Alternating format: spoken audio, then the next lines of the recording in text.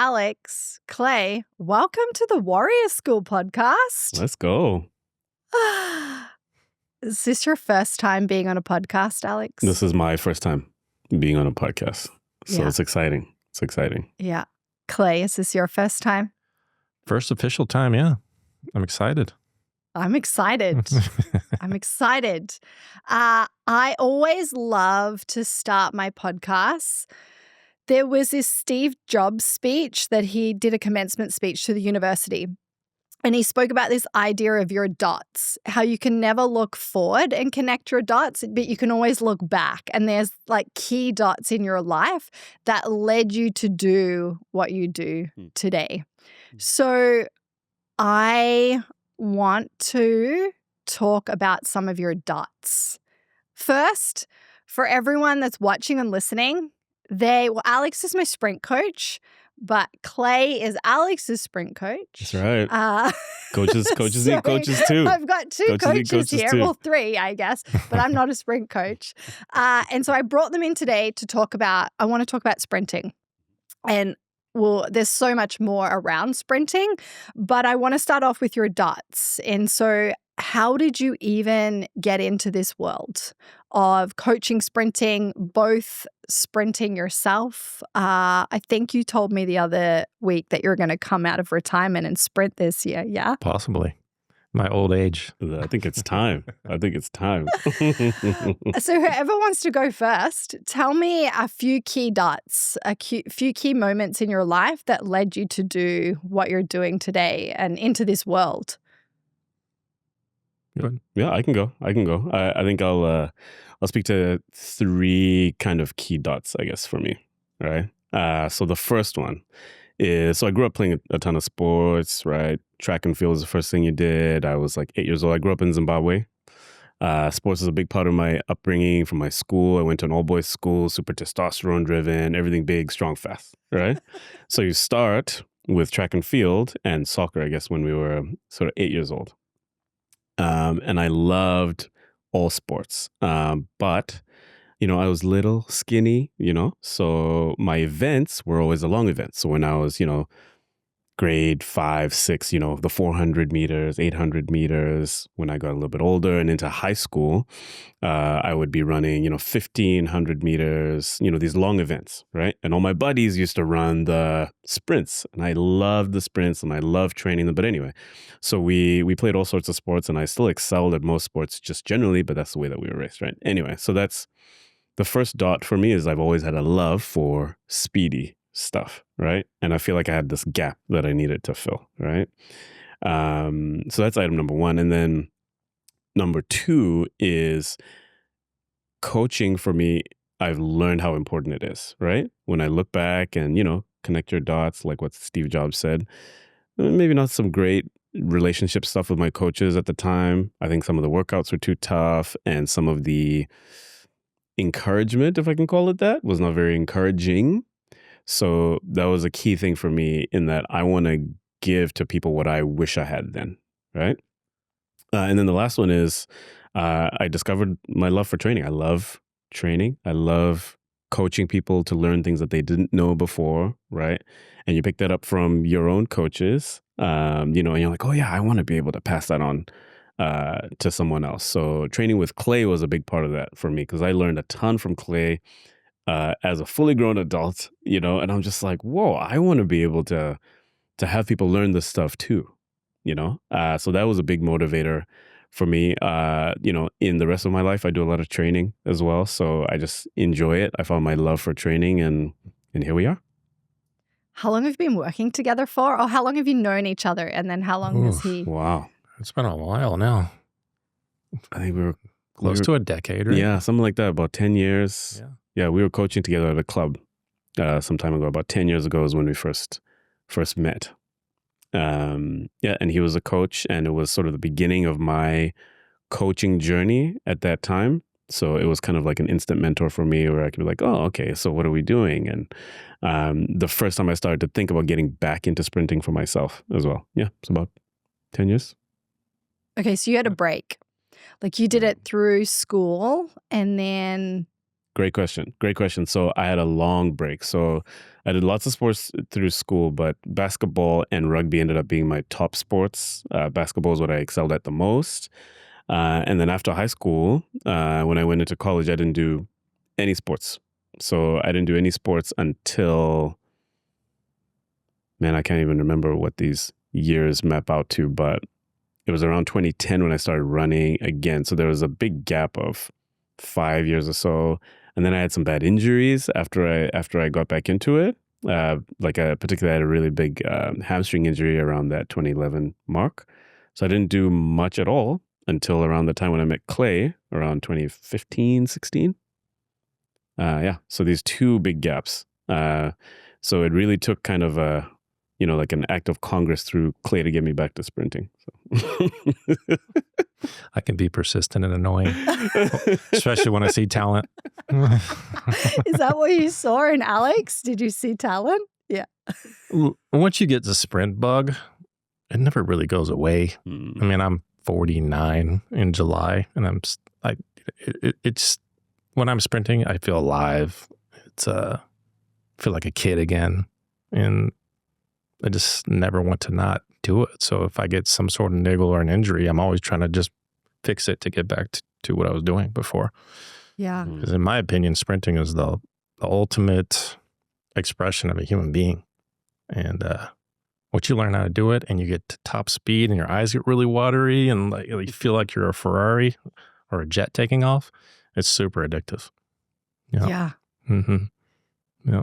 And I can't even run fast, but there's been a couple of moments where you get to kind of your fast or top speed and you're like, wow, this is one of the most powerful feelings in the world. And I've moved my body for a long time and I've done a lot of sports, but nothing feels like that. That's like, it's addictive. Yeah. When's your birthday? In July? July 18. I'm July 10. Oh, well, there you go. Yeah. There you go. Crazy summer babies in here. Yeah, and Carson's Nice. July 21st. Yeah. Oh, no kidding. I don't feel like I'm turning 49 because I can still do a lot of the stuff I used to do. Not at the same speed, but isn't that sort of the goal as you age? Yeah. My opinion is I don't really care how long I live. I just want to live well. Right. I want to talk to you about how you've had longevity in the sport and with training. But first, you have to tell us about some of your dots. Oh, yeah. Let's see. I'm originally from California. I was part of a military family. Both my parents were in Vietnam, actually. That's where they met. Really? Yeah, that's a whole other story. Clay said he has lots of stories, but we'll try and keep it on the topic of sprinting and performance. But they were both in. They were both in Vietnam. My mom was very strong-willed woman, and her college professor.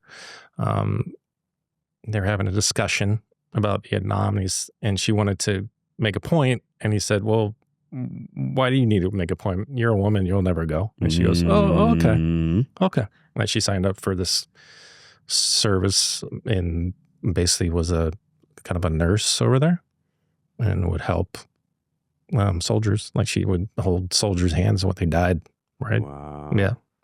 Yeah. So she was cool. Yeah.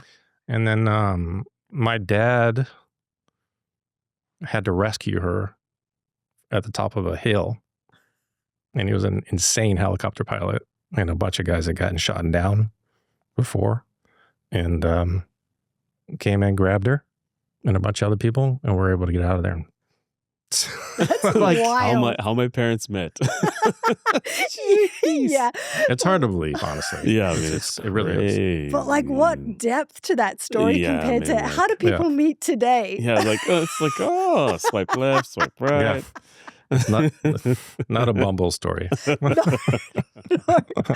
That's so wild. It is insane. I know. So they were just sort of like high octane people.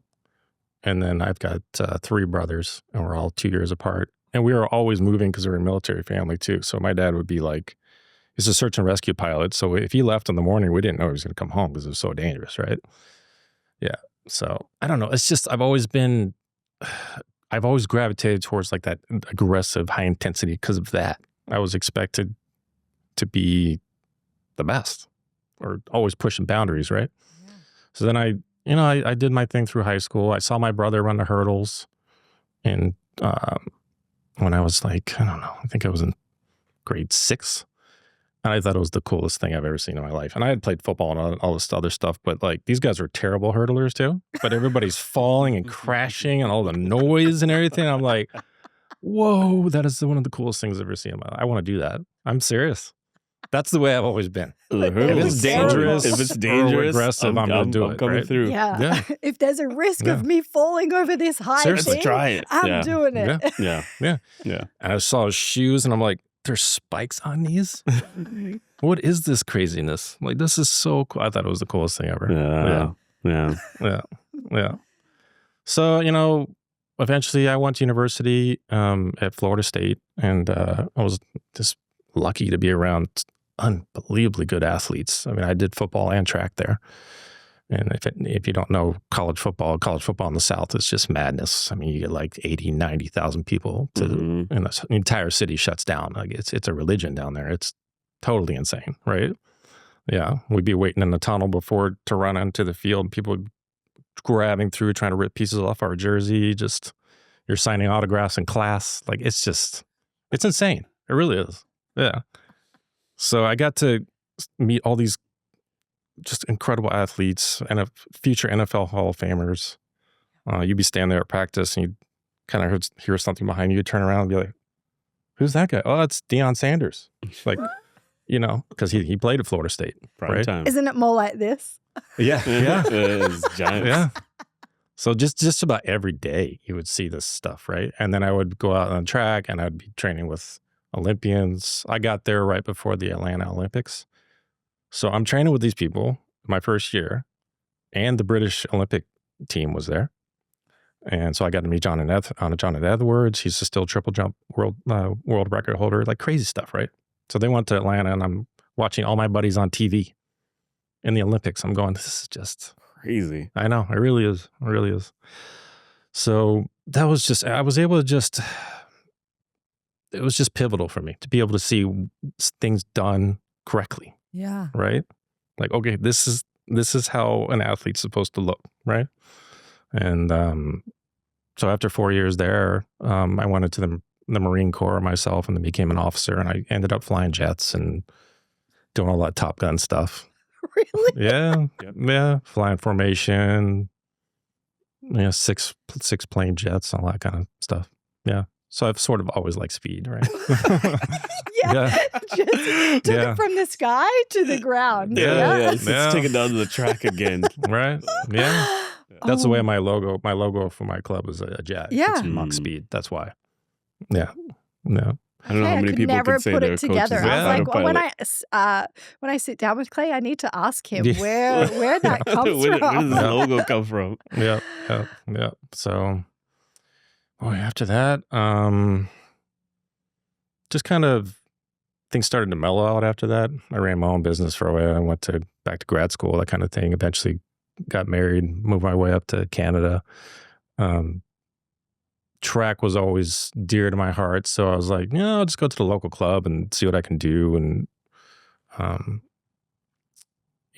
just started to kind of formulate my style of coaching because I didn't like the way I was trained in particular. It was a little bit too much volume, too much tempo stuff.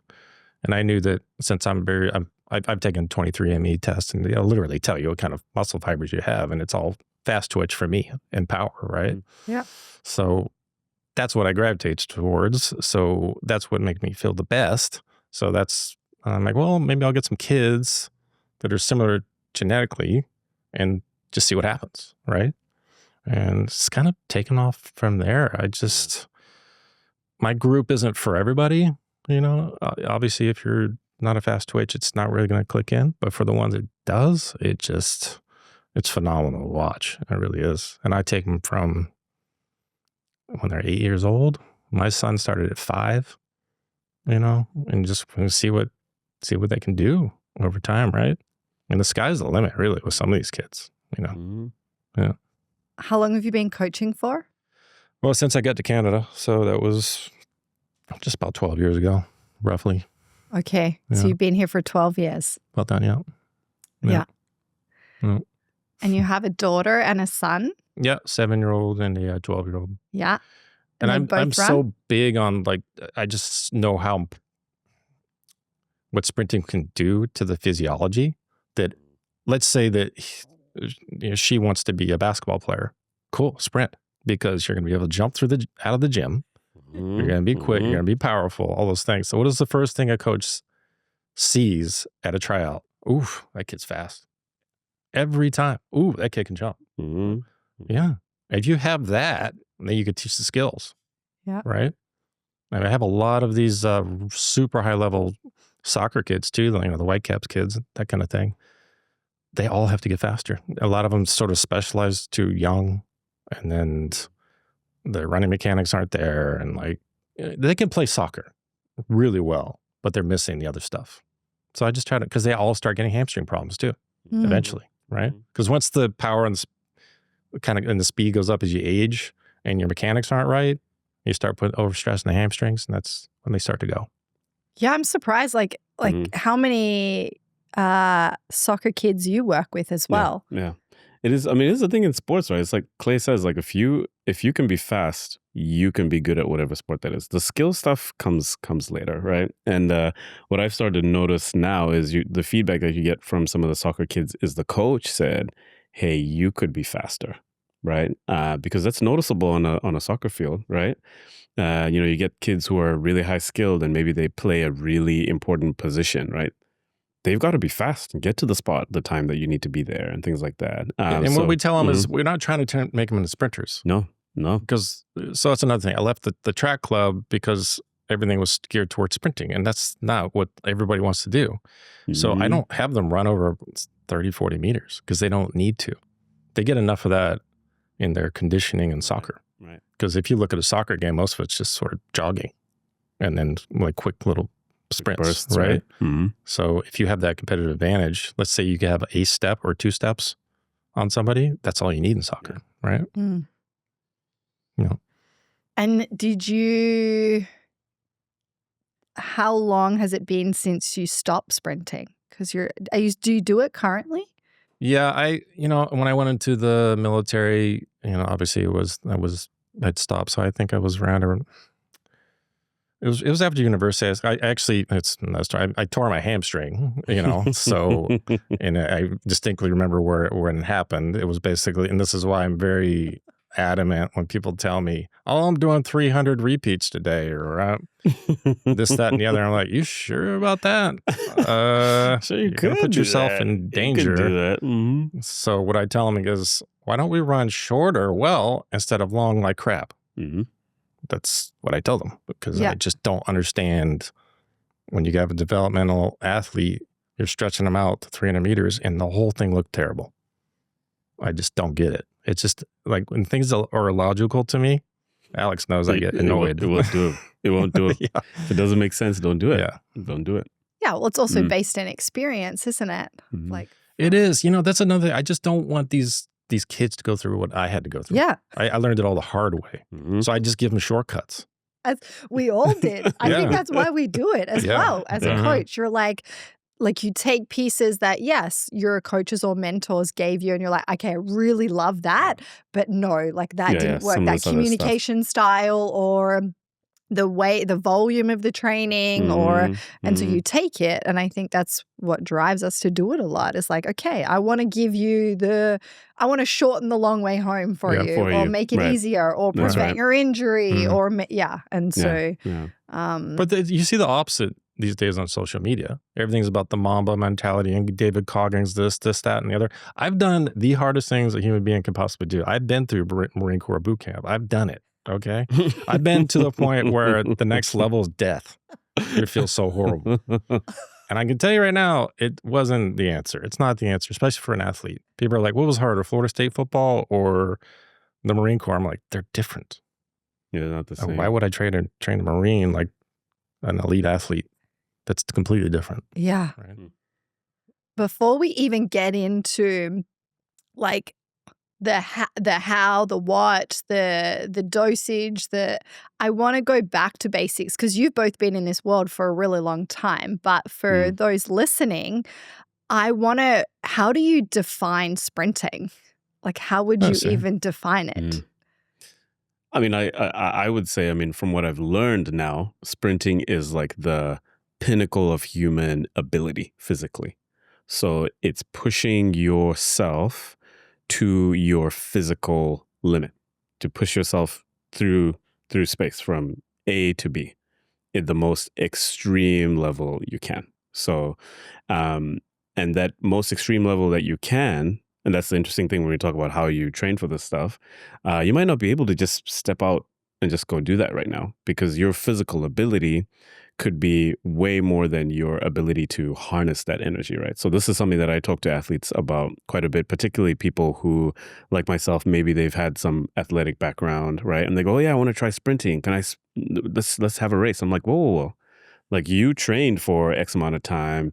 Maybe you can lift this much, or maybe you can jump this high, right? So you've got that, power within you, but you don't have the ability to harness that today. So you've got to ease into that, right? And I found in my experience and with others, and I learned a lot of this stuff from Clay too. You'll find there's a lot of stuff that I learned from Clay. So that you get these people who are already athletic, right? And it's like, oh yeah, I remember I used to do this in high school. I can run from A to B. I can sidestep. I can do all these things. But yeah, because you did it 10 years ago doesn't mean you can just walk in and do it again. And so what happens very often, the weekend warriors, we got a touch football team, we got a flag football team. And what happens on those weekends? Pulled hamstrings, tweaked muscles. Oh no, now my knee, this or that. I ended up going through 2 knee surgeries. Because of going out there and doing stuff that sure, you could do it, but you're just not ready for it right now. So, yeah. So I think what I've learned is sprinting is your max ability to move from A to B. And it's not something that you can just wake up and do, right? You've got to prepare for it. But once you get there, you're there. Yeah. Then once you're there, and then it becomes addictive because you realize if you detrain again, then you have to sort of start the steps over again. Right. My sprinters will take a month off after the season, then we can roll back into it because they're actually begging me to get back to it. Seriously. Yeah. I'm like, no, we're taking a month. It's just gonna be fat and happy for now.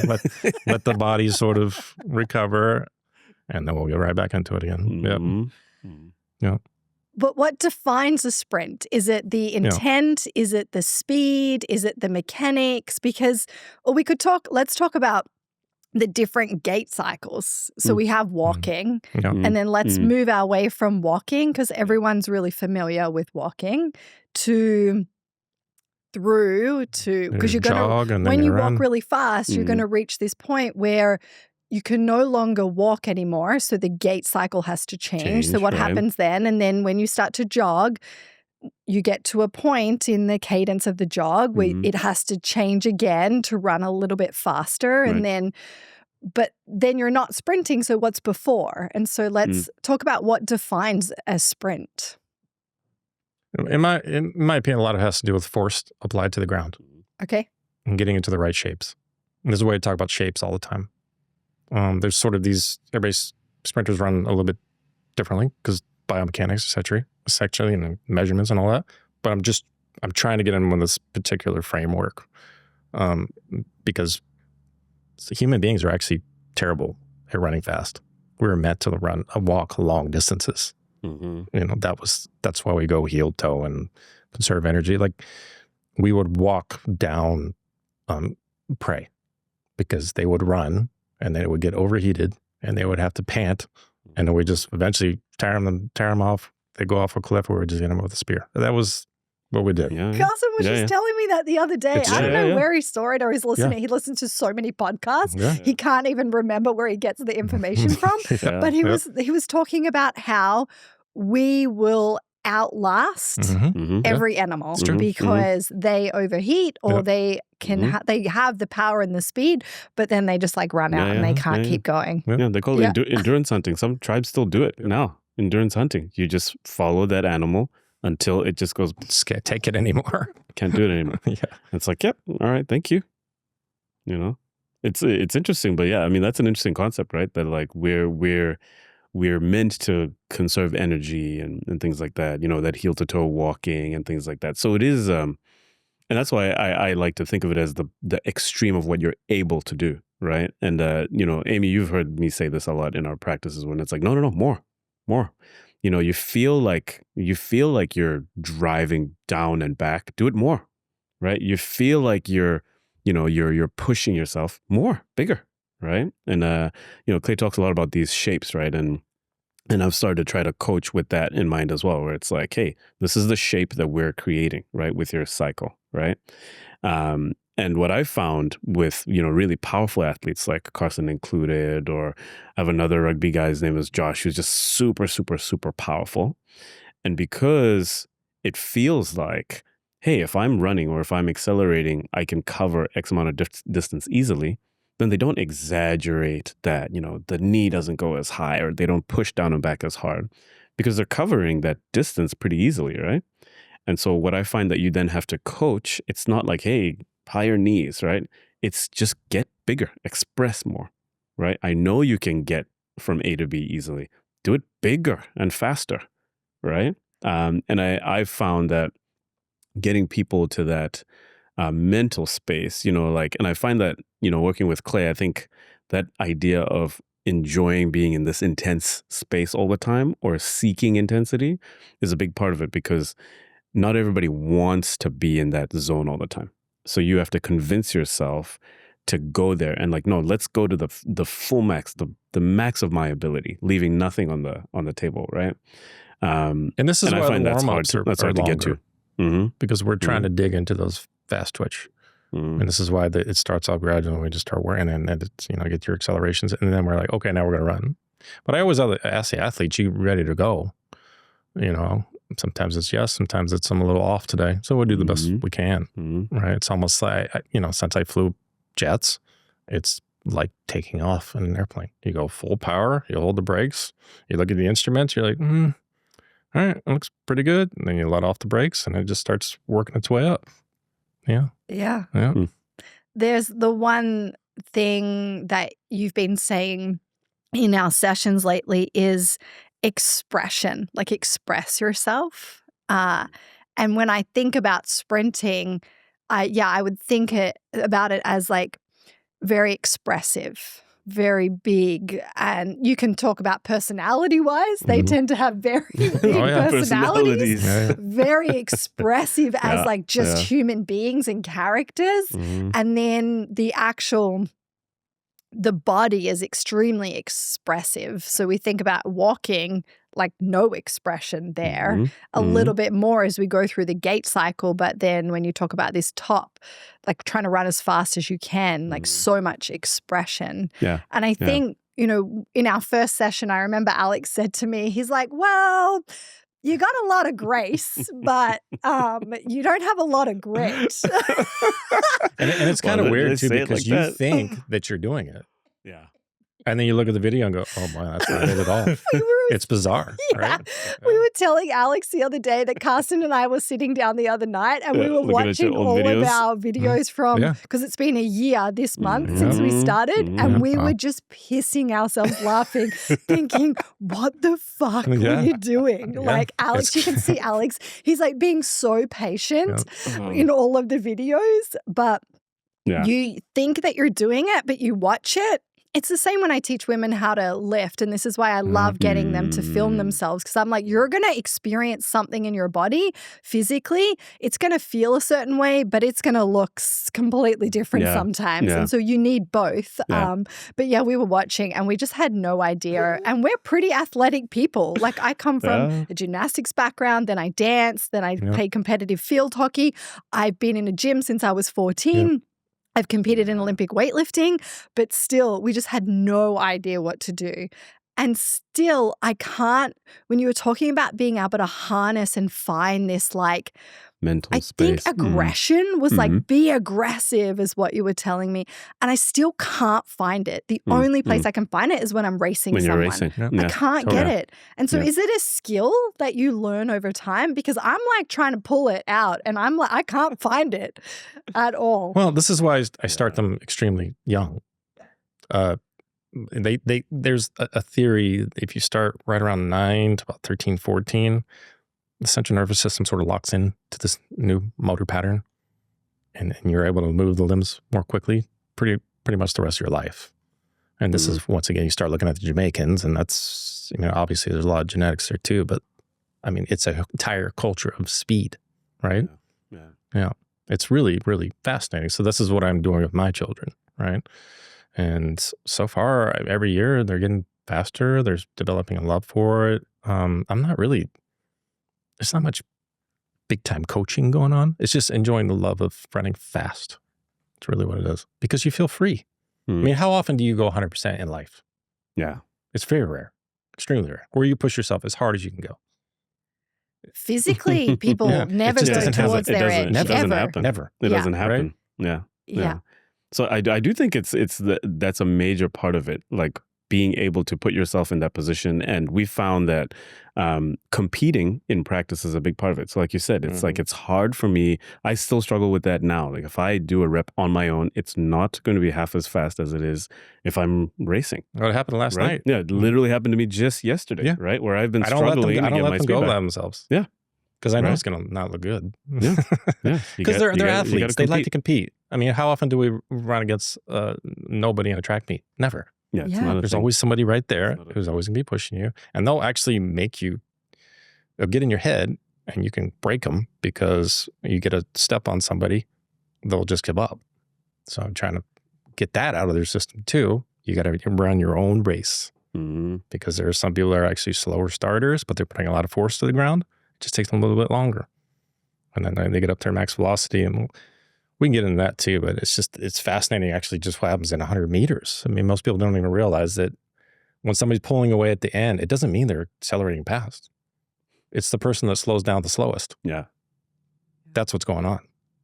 So their max velocity was higher. So Usain Bolt's max velocity is 12 meters a second. So nobody could match that out to 70, 80 meters. So all you had to do was get out there and look left and right and go, oh, this race is over. Because there's nobody's gonna blow past you. That's it. Always left or Yes. right, Yeah. smiling. Yeah, Yes. every All right. time. We're good. It's over, right? Yeah. That's why it's so interesting, right? Yeah. Yeah. Most of the time I can go to a track meet, I'll watch warm-ups, and I'll say to the parent, I'm like, oh, Alexander's going to win this. Yeah. Yeah. I can just tell. Yeah. I know Amy says, "Oh, no, I'm not that fast," but I mean, you're pretty fast, right? And you think comparatively for, I mean, we're competing in the Masters, and maybe we can talk about, what that is for Masters athletes and things. But, what Clay just mentioned just reminded me of something, because, we went out to Amy's first meet, and she was running the 60. And it was this whole thing. And I remember you did a podcast about that episode, but like we didn't realize that she had to run yet, because we thought the race was happening at 3 or something. And then like 15 minutes before, I'm like, hey, by the way, we got to run. Right. And she's like, oh, she's freaking out, And, again, you watch people in warm up. And I don't know if you remember this, but I remember walking up to Amy at the beginning. I was like, okay, you're going to win. Just concentrate on your start. Right. And I've found, like, Clay does that kind of thing as well. He's like, hey, just focus on this, right? One thing. It allows you the ability to, like, come off of all these crazy racing thoughts that you're having. Just focus on this one thing. And then when you get to the line, it's like, oh, all right, I'm just gonna do that thing right now, Versus in the past, I remember I'm generally a very nervous sprinter, right?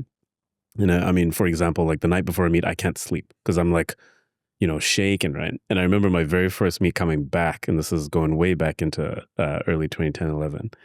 I remember lining up at the same meet in the blocks and shaking. Like my legs are literally going like this, and they're like, runners still, please, But like I'm having all these crazy thoughts of, well, what am I going to do? This has to be perfect. This has to be. But then when you can just focus on, okay, I'm working on my start today, or I'm working on transition today, or I got to get to my max and hold it as long as, that makes a huge difference to your mindset getting in, So I've found that idea, we were talking about this just yesterday. But this thing of coaching and over coaching, like you don't need to coach, right? One thing at a time. Let's master this thing, right? And focus on that right now. And then when we get past that, okay, then we'll move on to the next thing for today. Yeah, it's like I tell them, we do this for fun. You're not going to an execution. We're having fun out there. Yeah. Just enjoy it. I mean, this is why you see Usain Bolt doing all the craziness. He's trying to stay loose. Out. Like this is fun stuff. I always tell my athletes, I wish I could still go out there and do what you guys do. It's so much fun. Like enjoy this time, right? Yeah. I mean, the other day we had a really hard lactic workout, and you know, they were on the ground and couldn't move for 15 minutes. But you know, I see that stuff, and it's like when you're going through really hard things in life, you say to yourself, well, I've done harder than this. Yeah. You know what I mean? And this is kind of what the Marines teach you too. And this is why they're able to push so far past mentally, because they've already done it in their training, right? Yeah. It's all mindset. I want to get into mindset, but I want to break down sprinting and the different phases of sprinting. So you defined it as like the force. Yeah. You're right. I mean, it is. It's you have to break it down. Yeah. You have to go, and this is why we have different days, right? Most programs, you go out there and they just do it all. It's a hodgepodge, and nobody can. And there are practices where as you get better, you do an acceleration, you'll do a longer. But I don't do that because, first of all, they're developmental, and they're all amateur. They're children, in my opinion, right? There's even 18, 19. They're children. So I have my acceleration days, I have my max velocity days, and once we get into the season, we'll do other stuff, lactic work, so they can get ready for the higher volume to run at 240 meters. So with acceleration days, it's, for me, a lot of it is plyometrics, bounding, hops, just getting the lower body ready to take those forces. You can add in the weight training as well with that in order to apply force. But I do a ton of resistance training. So that's sleds, you know, bands. And I have a few other machines that I use that are a little bit higher level. But with the young ones, it's just getting into those right shapes and being able to push harder, because it's inertia. It's overcoming inertia. Break down the different phases of the sprint though. So like because when people have watched it, and so they know they start in the blocks and then they run. And so I want you to break down what are the phases that you go through when you're doing a sprint. Let's just say 100-meter sprint. And then we can talk about what's happening with the body and what you're doing in training and coaching for those particular phases. Because a lot of people probably don't know that there's multiple phases within the actual sprint and the mechanics of it. So start from the start line, the block. Like what do you call that? Like what are we doing there? What are you expecting to see? What's happening with the body? And then talk about the transition, talk about top speed, talk about deceleration. So what's happening with all of the phases? Yeah, I mean, I can, I'll speak to the way that I used to understand it or think of it and the way that I think of it now. Okay, cool. So you'll hear some of the classic terms that people talk about. So in the start, you're in the blocks, right? Ready, set, go. And so that is the start. So you can think of that, let's say between 0 and 20 and 30 meters, right? So your gait is, you know, you're leaned over. People talk about a 45-degree angle, right? And you're driving and pushing down and back behind you, right? And this is, you know, the way that I used to think of this. So you're accelerating in the start. So this is an acceleration, right? Let's think of that up to 30 meters, for instance. And then between, let's say, 30 and 50, historically, you'd hear people talk of the drive phase, right? So you're transitioning towards your top speed or max velocity, right?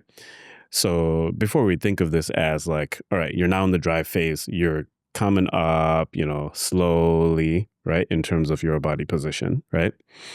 Still trying to push down and back, and transition to your top speed where you're kind of upright and sprinting and hold your top speed for as long as you can. So this can then vary once you get to top speed. So let's say now we're at that 50 to 70 mark, right?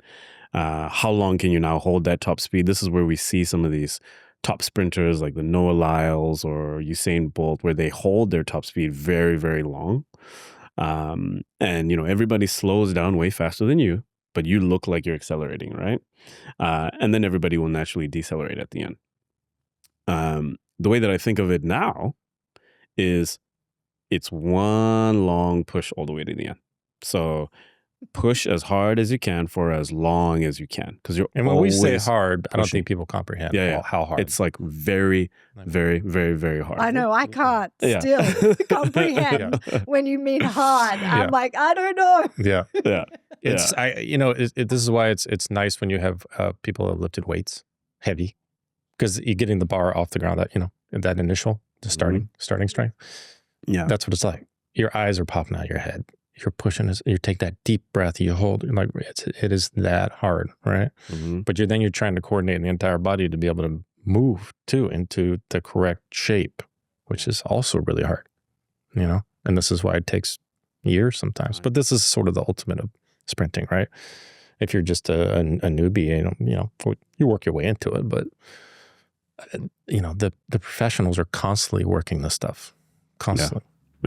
Yeah, I said to Alex when we first started, well, he said to us, give it a year. Like in about a year, you'll start to feel like, it's, the mechanics are coming together and technically it will feel a little better and you'll get a little faster. And I said to him when we started, man, I've done gymnastics and I've danced and I've done Olympic weightlifting, and they're extremely technical sports. Yeah. Like Olympic weightlifting is very hard. I'm like, this is the hardest thing I've ever done, because you're trying to run as fast as you possibly can and you're trying to coordinate all of your body and produce as much power and force as possible. I'm just like, there's a lot going on. So many things going on. I had this conversation with one of my athletes this morning. I always look at the video from previous night, and I sent on the video with a little analysis. And I'm like, well, you need to keep your head down and push a little bit more. Well, I am, but I just feel like I'm like overdoing it. And I would say, well, that's because you're on the ground too long. You also have to switch quickly. Mm-hmm. So you're pushing back as hard as you can with the switch as hard as you. It's not easy, right? So people are like, oh, I'm just pushing, and they look like a caveman, but that's not speed. Yeah. Right? Yeah. So I'm imagining when you're saying that, and maybe for people listening, imagine that you're trying to push like a really heavy sled or something, and that's not speed, but that you're trying to get the power of the push, but also you want. What would you call limb switching? You want the switch. Quickly. You want the switch. Yeah. But then people switch too quickly and they don't get the push.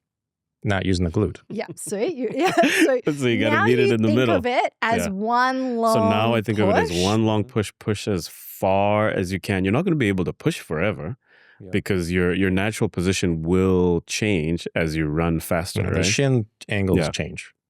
So initially it starts stabbing back within the first 4 steps, and they start working their way up. This is max velocity, like a hammer. But that takes, if you're really good, that's much further down the track. When you're a newbie, everything happens more compressed. If I was a soccer player, I don't need them to run at 60. I need them to run 40, 30. So I'm still looking at the same shapes. Yeah. Would you describe it? How would you describe it? Similar to Alex now? Like you break down how you think about the sprint or the phases. Honestly, what you get to this, it's so complex. Honestly, it's pretty. People this stuff really is. Yeah, because then you can overpush. Yeah, and so the kids will come back and say, "That felt fast." When I look at the time, it wasn't fast, and then they'll run a rep, and that did not feel fast, but I felt like it was effortless, and it was really fast. Yeah, I felt that. Yes, yeah. I felt so slow. It's bizarre. And I'm like, well, that wasn't fast. And Alex was like, I remember my fastest rep I've ever ran. And I'm like, that was so not good. And he's like, have a guess about how fast that was. And I'm like, I don't know, like a 130 or 128 or something. He's like, it was a 117. And I was like, no way. Fastest you've ever gone. And then there's times where you think you're running so fast and you look at the time and it's just so slow. Yeah. How fascinating. It's crazy. And like I did a lot of that my first year coming back, this over pushing stuff. I just be like, I'm going, the truck is moving, But it's like you don't want to, you're not squatting. right? And that's actually what it looked like when I was running, is like you're almost in the squat position and trying to just push forever, right? It's still about switching the legs quickly, right? Hit the ground quickly, push back and switch, do it again with the other one, right? So if you're pushing a truck or something, right? If you're over pushing, you're just got this heavy thing that you're just like pushing over and over. But if you start switching, right, maybe you can get it moving, right? So that was a big aha moment for me as well, and that's where I say this stuff is like really skill related, right? Because a lot of it is an aha moment for you when you're like, oh, so I did it right that time, the time that it felt so slow. And that's also happened consistently. Every time that my max velocity went to the next level, it felt effortless. I was like, oh, I felt like I took my foot off the gas, but I ran faster, right? It's when you're trying to grind it out so hard with, your max speed, right?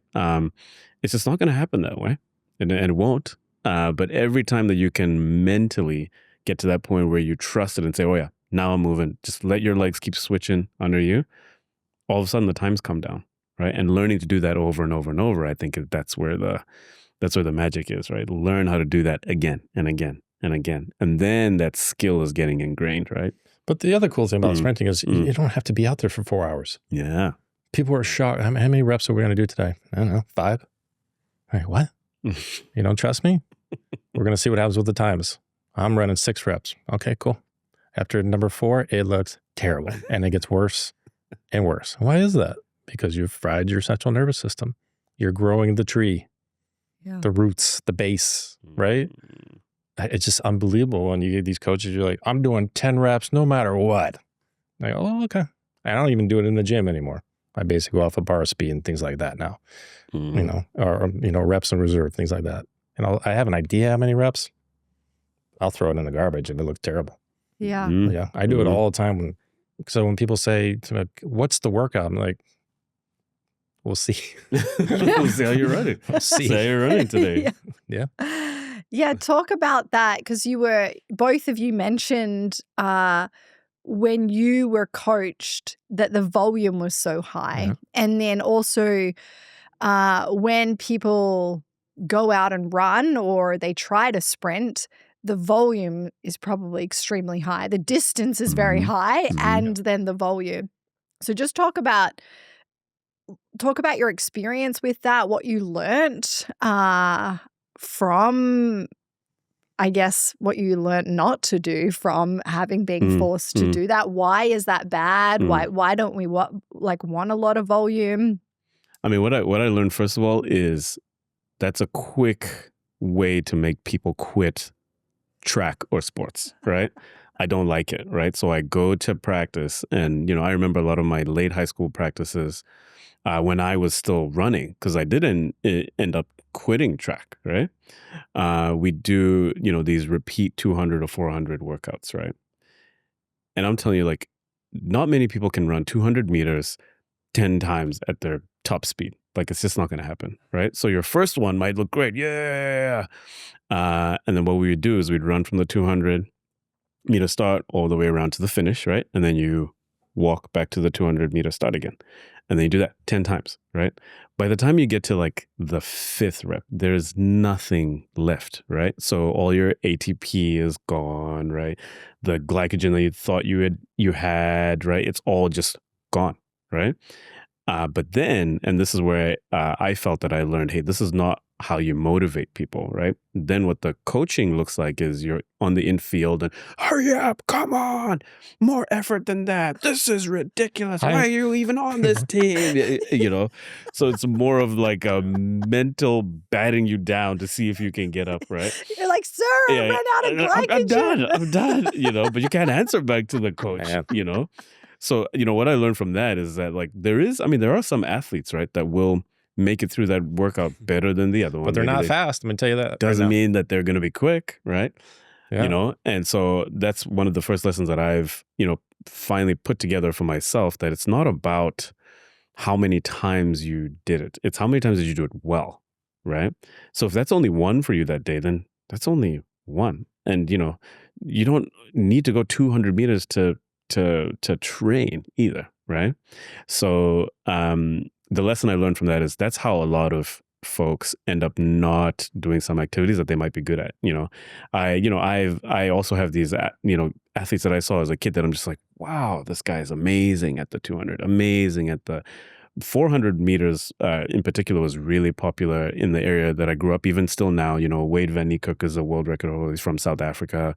In Botswana, they have some great sprinters at those long sprints, right?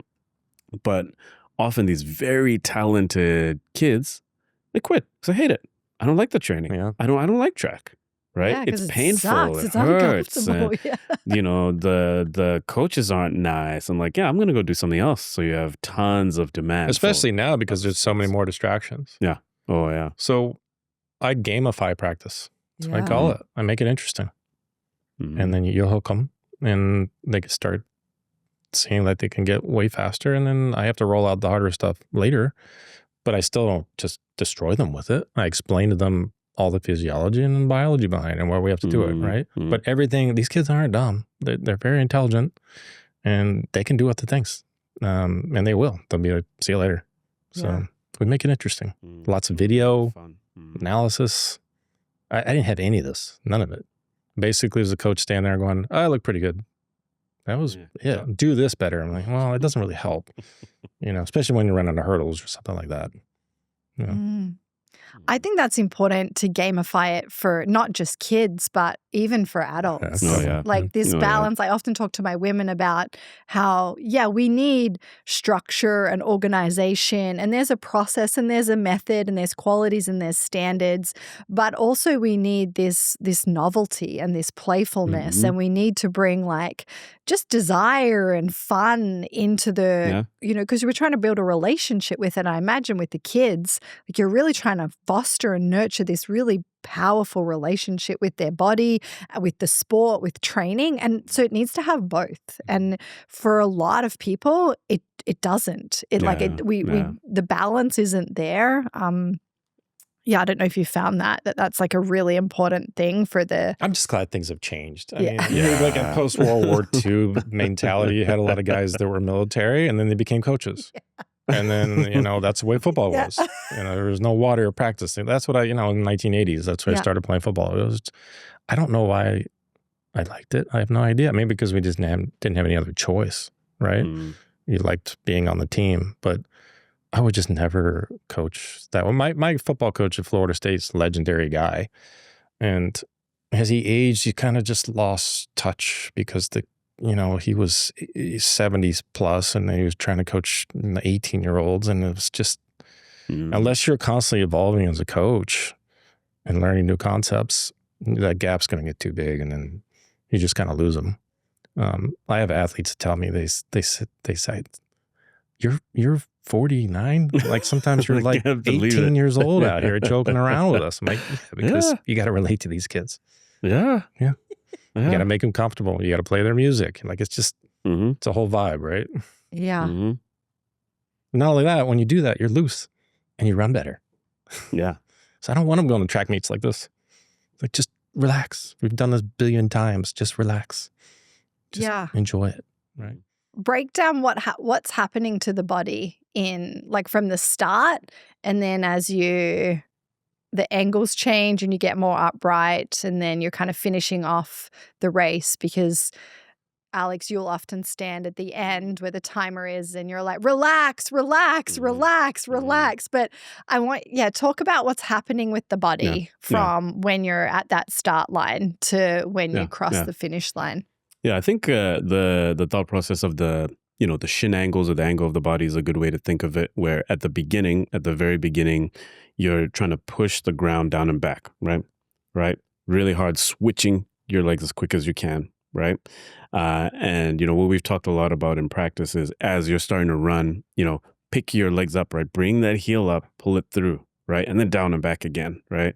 And the reason when we start to talk about relax is the same concept that we just talked about when it feels effortless, you're moving faster, right? So when you've created, in our group, we talk about like a bowling ball, right? You bowl the bowling ball down the lane and it needs a ton of that strength at the beginning, but once it's moving like this, right? You don't have to keep pushing it again. right? So once you're moving, if you can relax, so you get a lot of, very strong athletes or people with some tension, like they'll pull the shoulders up and it's like, and I you're like still that trying he to did, grind it. this to me, this gesture here. You Very know, strong athletes here. Athletes with strength, right? It's like you're comfortable with tension. You like tension, right? But what you're trying to learn to do is create that momentum with all of that strength and then let it fly, right? And I take a lot of these concepts that I coach in my group from what I've learned from myself, right? So these are things that, like, a lot of stuff, like I literally regurgitate the words that Clay said to me because that's what I used to do, you know? I go, hey, relax, so you're not going to be fast if everything up here is tense. So, first thing that I noticed with Amy, I'm just going to put you on the spot here because, you brought us here. So, you do it. It's like, I wish we kind of had a screen here that we can put up my, some of your start reps, and maybe we could talk a little bit about it and I can pop some footage up on the video or whatever. Yeah. This is a thing that she would do, which again is one of your strengths, right? But it's like you're punching when you're going at max velocity, right? And it's like all of this is up here. And like if you can just relax your shoulders, right? It doesn't mean stop throwing your arms, right? It just means relax and just let your body do the work, right? So it is, I think it is a difficult concept, right? A very skill related. It's because I don't really like the word relax that much. When you say relax, people it doesn't mean slow down. I like fluid flow, like let the body flow naturally. If you watch Bolt, he's doing this, he's got the spinal engine going, he's got this wiggle. I knew when I was really moving fast when I was doing this because the pelvis doesn't, back in the day it used to be like 90 degrees with your elbow straight. It must be straight. I've had those kids before and I was going, oh boy, it's like this, it's here. Flow, and that's when it really, because it's all about the efficiency of the leg. I don't know, it's like a car piston. It goes up, spark goes off, and gets shot back down again, up and down. So what happens when those pistons misfiring? It's doing this. It's the same thing as a sprinter that doesn't bring the heel through, doesn't lift from the hip, hit the ground with a stiff leg. These are all energy leakages. You're missing that part of the stroke, the piston. He's speaking my language. You're speaking about fluidity and energy leaks. I speak about that stuff all the time. Yeah. That's exactly what it is. That's exactly what it is.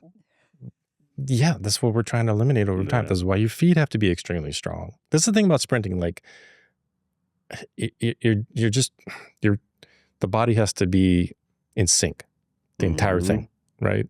You have to be strong from top to bottom. And this is why it's so healthy for you. And this is why it was so nice going from football season where you're all beat up to this. I felt like a superhero when I was on the track. I felt strong, I was just staring like this, muscles are like, I felt like I could jump like crazy. That's because everything just has to be connected, right? Otherwise, if let's say your right foot, there's something going on with the previous ankle injury and it's collapsing every time. Yeah. Well, there goes that speed. You're just losing speed right there. Yeah, I talk about that in even in training and strength training, that we have mobility, stability, and strength. And then we have all of these elements of technique and range and fluidity and flow and intensity. And if like something within the body, we're lacking mobility or stability, it's going to affect our ability to be able to execute the movement with like strength or with force. And so there's a breakdown there and that has to be fixed. We have to be looking at what's actually going on. And so a big thing for me is my ankles. So I've had so many ankle sprains in my life from dancing and also being in plantar flexion, like in point a lot of the time. So I can't lift my toes up. But I roll my ankles a lot. And I just, until I started sprinting, I didn't realize how not stiff they were. There was no stiffness in my ankles, so much mobility and flexibility and instability in my ankles. So I've had to work so hard to try and stiffen up my ankles. But that is like a huge breakdown in my chain. And I just like, and so even within strength training, I tell women, it's like we need to be looking at where is the mobility issue here? Where's the stability issue? And it's the same, I would assume, with sprinting of like that you're leaking energy. There's lack of efficiency. And then sprinting also just calls you out. It just shows it's you. gonna find it. It shows you where I have a machine that'll tell me right, left, and balances on a graph is in real time. I attach it to it and it goes up and down, up the real time. I put him on that. His knee injury was glaring on that thing. Like it's looking at you. It's like, yeah, see? It was a good one and then a horrible one. Good one, horrible. I said, oh boy, I think we might need some unilateral work here, man. Like, and then you start using all those coping mechanisms, right? So I think what's happened for me is like I have, these energy leaks. I used to, it looked like kind of like a hitch on one side. Yeah. And then your right starts trying to compensate for that, right? So it's like your body's still trying to get from A to B. Right. And it's always going to find the path of least resistance. Right. But you don't want the coping mechanism. Right. You want to tighten it up again so that everything can kind of go back into that balance. Right. I mean, again, like when you get older, I mean, it looks different in terms of, recovering and how much that, if you lose X amount of your meniscus, it's not coming back. Right. But you can still strengthen it to the point where it's holding its own. Right. But you get again, I talk a lot about strength because I mean it's folks that are already lifting so much and things like that I come in contact with who are like, oh yeah, I want to come and I want to sprint, and it's like, yeah, okay, great, you can squat 400 pounds, okay, are your ankles like this? Because that's a whole different thing, right? All that strength of 400 pounds is leaking out of that joint that can't hold its own. And we saw that with Amy because she started working on her ankles a huge amount, and like it was like this the difference, right? And then that part of the chain is playing its part. Then all of a sudden it's like the energy didn't leak and bow, it goes down the track, right? It's super cool. It's really cool. Yeah, it's the same with Olympic weightlifting. Like that shows you real quick, like your lack of mobility or your lack of stability. So any sport, I think, that has high skill acquisition and also we need a lot of speed and power. You can just it's like, see, you can see what's wrong with the so body. You can kind of see if you incorporate sprinting along with that other. It just all feeds into each other. Yeah. You just get to be really just a robust athlete. And this is what I was saying. When I went from football, I felt beat up, and then track, I just couldn't wait for it again. And my sprinters are like Ferraris, because I don't pull them out of the stable if there's something's off, and it doesn't help you to run half a second slower. So if they're not ready, we're not going to compete until you're ready. Yeah, it's really refreshing as an athlete like that, because a lot of times coaches just throw you into a team and like you have to compete no matter what. I mean, I played with bones sticking out of my arm before. I played football. It's just insane, right? What you'll do. Yeah, that's right. Roll the ankle, tape it up. Yeah. Keep going, Alex. Yeah. Right? And I'm over here like, oh, geez. I rolled my ankle a couple of weeks ago in practice. I fell over a hurdle. I'm just like, just tape it up. Let's keep going. And I'm just like, geez. Like, and that's a new thing that I had to learn, right? Because then I grew up like that as well, right? It's like, oh, just wrap up that knee, right? But this idea of like performing those reps at the highest quality possible, right? And it's not, and that's what I like about sprinting too, especially if you're going into track, right? It's not, maybe you have a meet this weekend, it's not the last one, right? And maybe there's one way in August that we can look forward to, right? But I don't need to break my neck for this week. I want to come back strong. And as coaches, you still gotta deal with that runner's high. The athletes get this runner's high and they just want to run more. They want to run more. I mean, Clay's had to talk me off the line many times, right? Where he's like, hey, you're done. You're done for today, because you just want more when you get that high going, right? So what the athlete's job is to say, go, go, go. And the coach is supposed to say, whoa, whoa, whoa. Whoa, whoa, whoa. No. No, go. Yeah. There's something you were saying in the car that I found really interesting. So, and I've been thinking a little bit about it. This idea of, so like I'm pretty strong in the gym, right? And I've got like a lot of muscle on me. And originally, if you were to ask me, I would think that no, like the stronger you are in the gym and the more weight you could lift, that would transfer through and would make you powerful and faster on the track. But you were saying that actually may not be the case. So I guess I want to come at it from a couple of different, I'm thinking about it a couple of different ways. One is that women now are being told to lift really heavy, jump, sprint, like the research and science and the voices in female fitness have really, I guess, come to the stage or the platform in the last several years. And now all of these women are being told to do this stuff. But the problem is no one's teaching them how to approach it, and they actually don't have a strong foundation. And so if we think of something like sprinting, I think that we need a foundation there, especially as we're like in our 30s, 40s, and beyond. That, and you can talk about it from the lens of kids, Clay, but if there's a lack of foundation there, a lot of these women have decades of like undernourishment. They have poor mobility, stability, or strength. I think a lot of women need to spend time, a couple of years, like in the gym and like learning how to build that stability and that baseline level of strength and learning how to feed themselves before they layer in something that is extremely complex. And so there's that side. I'd be interested to hear both of your thoughts on that. But then, say for myself, I've had a solid training practice for like 20 years now. And I'm beginning to think that and I don't need to train a lot anymore, like you said. Yeah, because I've got the muscle mass. I can train very little. I've trained the least amount I ever have in the last 20 years, and I am still as strong, if not stronger, and I've kept the same body composition. But there's been times out there on the track, and I've thought, man, like I feel like I need to be lighter. Like I feel like actually there's too much weight on my body. Like I have too much muscle mass. I feel heavy. And it's been interesting because Carson's actually gotten a lot faster in the last a month or so. And he's working with a coach to change his body composition and actually drop quite a bit of weight.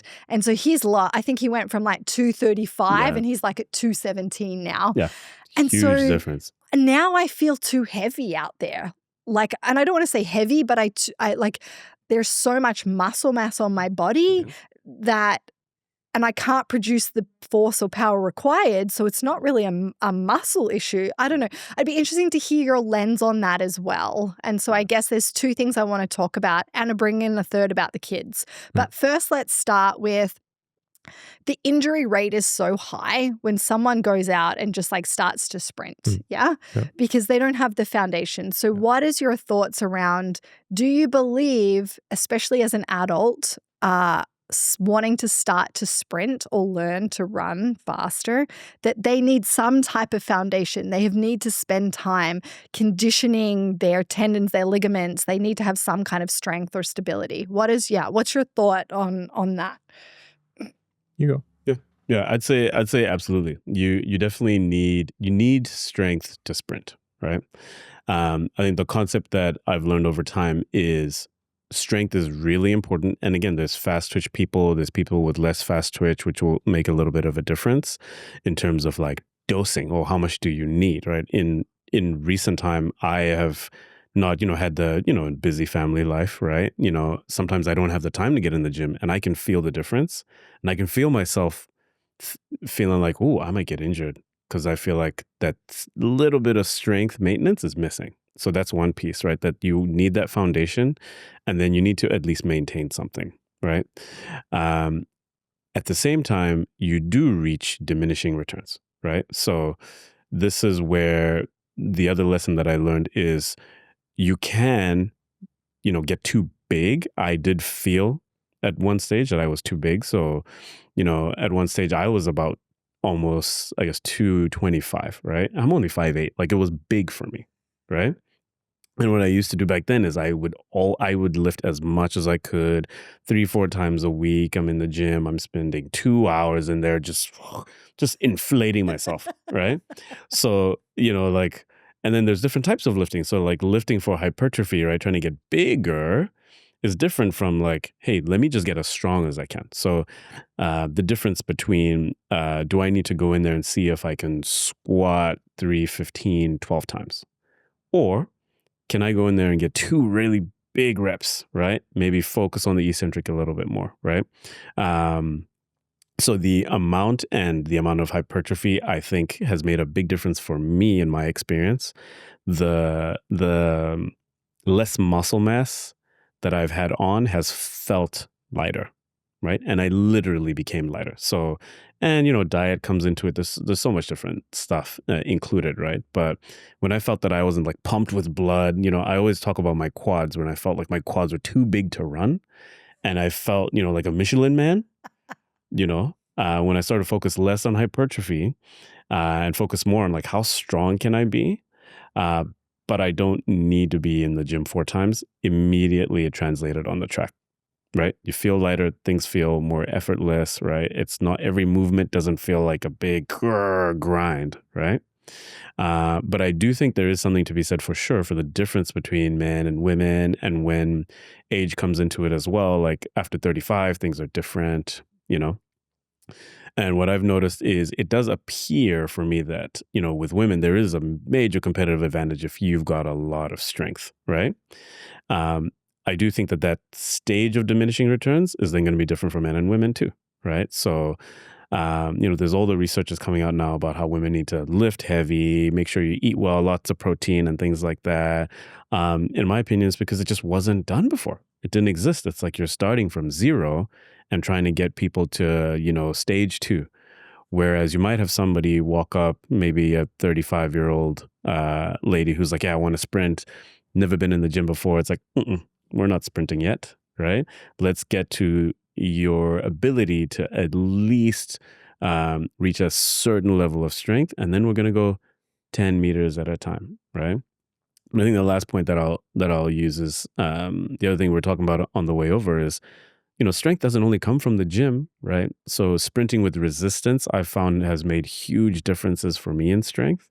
So I've started lifting way less in the gym, but I get so much work on the track with resistance that I get stronger. And I'm sprinting as well, right? So, you know, we talk about the concept of working down the 100 meters, right? Hey, at the beginning, we're going to work on 0 to 10. All right, then we'll go from 10 to 20, right? Building it bit by bit. But when I got back to training with Clay, I remember at the beginning, like, you know, I called it sled detention, right? It's like at the beginning, oh, you've got wonky hamstrings, right? Okay, you're going to pull this sled until you can get into the right shapes properly, right?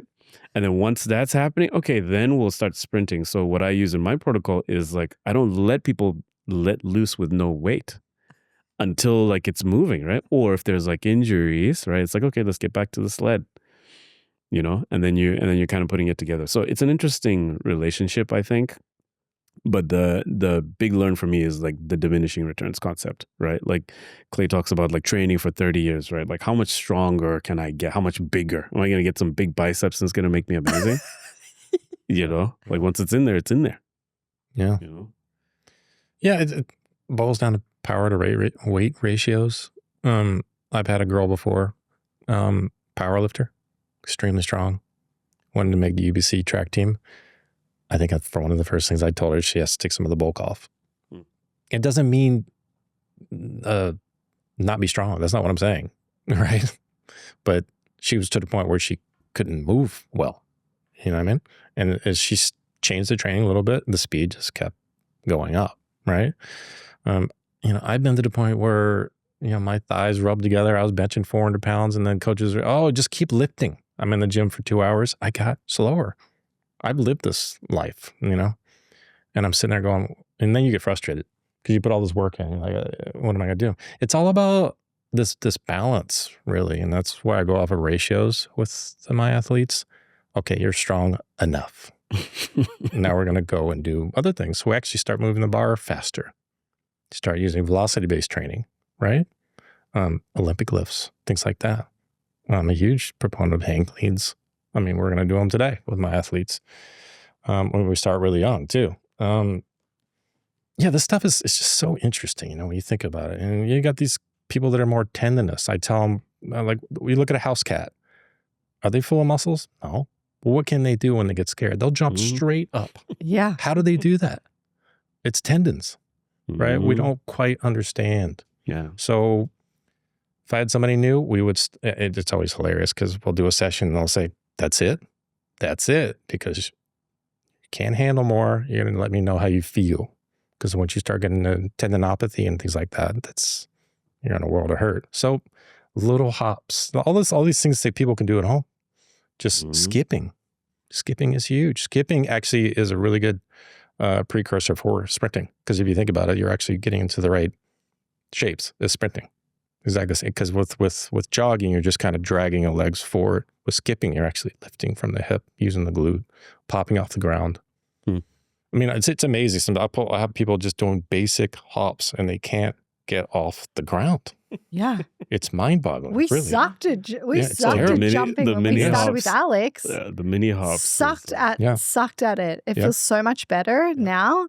That's like a year later. Yep. But what I'm seeing a lot, I've seen over the last 5 or so years now, is that women, especially in their 40s, are starting to get a lot more tendinopathies. So they're having so much trouble with their plantar fascia, with their Achilles, and then they're getting a lot of like elbow and shoulder stuff, but particularly because they've been told to like do this kind of sprint interval type of training, and then some of them are trying to go out and run, that their plantar fascia and their Achilles just, they can't handle it. And that's, that's not just women specific. I imagine that what happened comes to up. me. Yeah. I mean, I got Achilles issue. I've been run over by a car before. I had knee surgery, 2 shoulder surgeries, got blacked out. The worst injury I've ever had was Achilles issue because I couldn't walk. It was horrible, and I had no idea how to fix it. Went to the physios. They'll give you the eccentric heel drops. I did thousands of those, did nothing, right? So I couldn't train at all, and it was just, I mean, I could push the pedals on a bike, thank goodness, things like that. I worked my way through it just by doing my own research and found the pathway, and now I help other people with these, what I learned. But I'm telling you, you don't want this stuff. It's really bad. Yeah. So what do you see a lot when people start? What are the main things that blow up? Well, I mean, it depends. I mean, if you just, like you said, you see these programs, okay, we're running 100 meters today on the first day.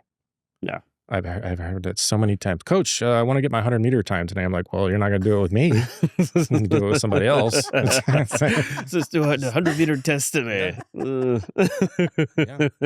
Yeah. I mean, it's so gradual. It's mind-boggling. People don't move well. There's a reason why we used to do jump rope as kids, and people don't do that anymore. What is that doing? Up and down on the feet. I switched to barefoot shoes because of this. I was walking around my house, my feet ached. Your feet shouldn't ache. That's not good.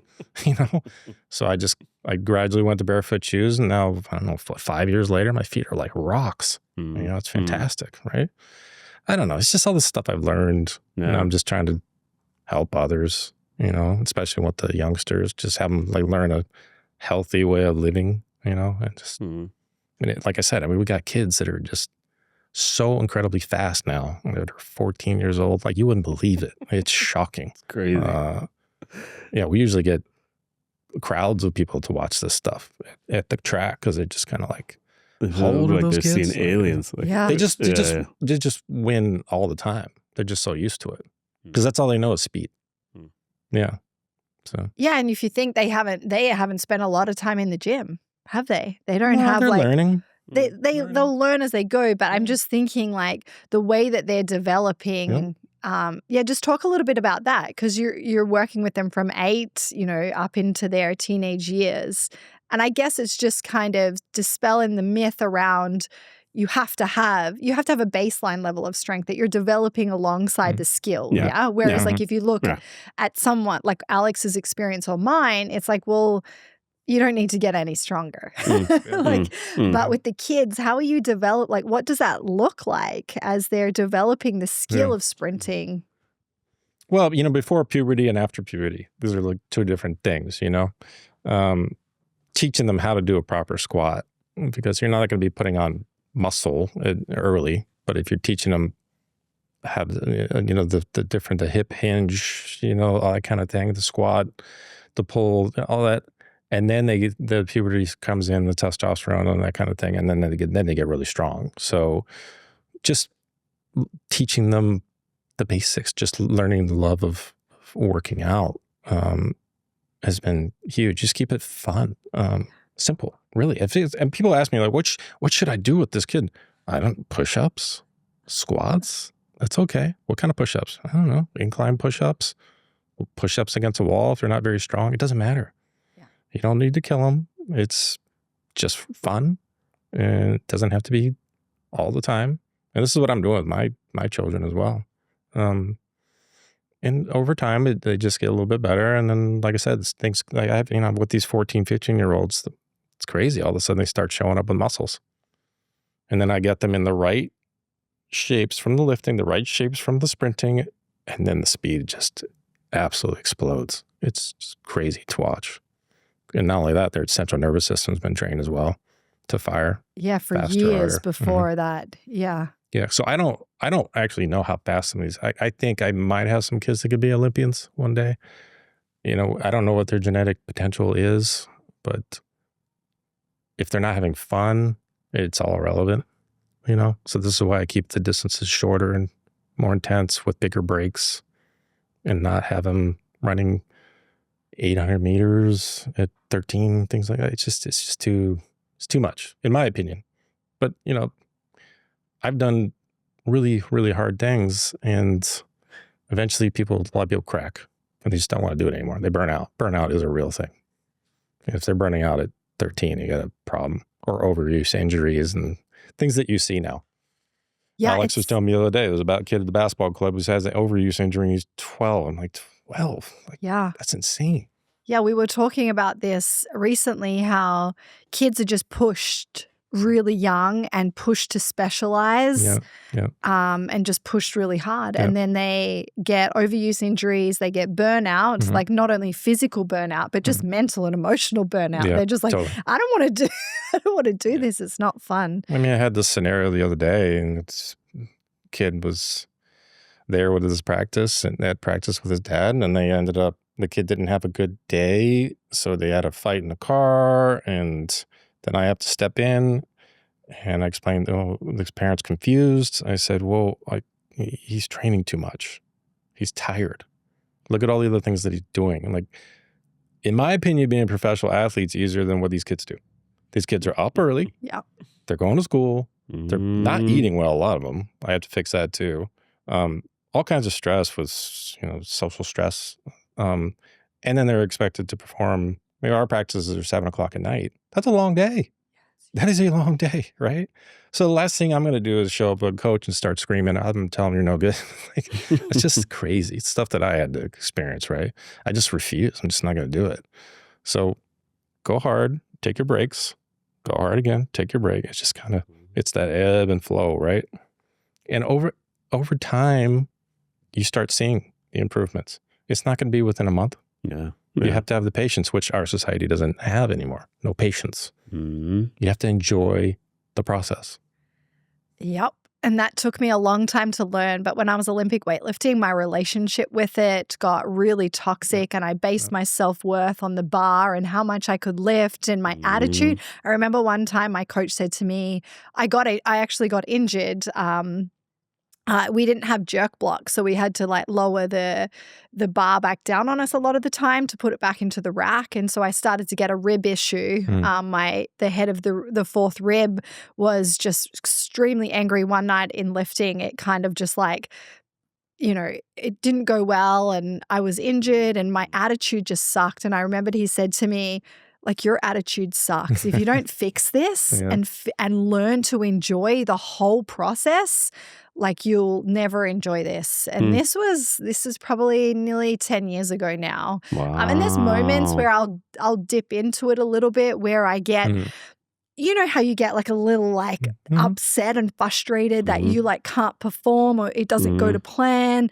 But it's a huge learning that took me a long time. And one of the huge pieces that I do with my work with the women is the process is the point.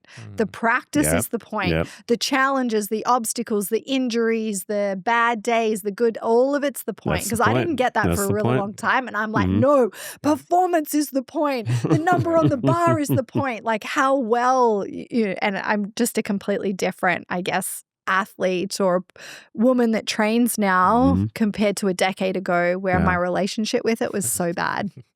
Are you laughing because that's what? Did you have that relationship? Yeah, just to the nth degree. How many hours can you spend in the gym? I always crack up. People are like, I was training 5 hours a day. I'm like, okay, cool. What were you doing those hours? They just like to add up the time, and to me, it's completely irrelevant. I tell people this all the time. I'd rather be a jet pilot that has 200 hours flying than an airline pilot has 50,000 hours flying, because those guys are sipping coffee at 30,000 feet. A jet pilot is yanking and banking for an hour every time. I'd much rather do that. I'd much rather fly with him. Yeah. Or Yeah. it's fine. Yeah. So I want to talk about, let's talk about like the 3 biggest mistakes you see with people that when they get into sprinting, and they're not even sprinting. Maybe let's even start there. They're just like running fast. So, but like, what are the biggest mistakes that people make when they? It's all volume. Yeah. Every time we sit at the track every day. Too far, too soon. Mm-hmm. Yeah. People just running too far poorly. Yeah. And then they start getting injuries. That's really, I'm dead serious. I used to tell Alex when I pulled him aside eventually, I'm like, there's a better way to do this, Alex, than 300 meter repeats. So take your practice plan, cut it in half. Okay, cool. Now cut it in half again. Yeah. Cut it again. What? We're not doing anything. There you go. And then the athletes, I remember, and I was coaching kids at the same time when we started talking about this, and even the kids would react like, oh, we're done? Yeah. Like, yeah, it's over. It's over. You didn't come here to break in half. Like, you came here to get better, right? So, yeah, for sure. Hands down, the first mistake is always too much, too soon. You know, you're running too far. You know, you're running off to the side like this, and you're trying to sprint 100 meters, like too much, too soon. Like psychologically, though, it's really fascinating. Yeah. Because if you know you have a certain amount of time to train, guess what happens to the intensity?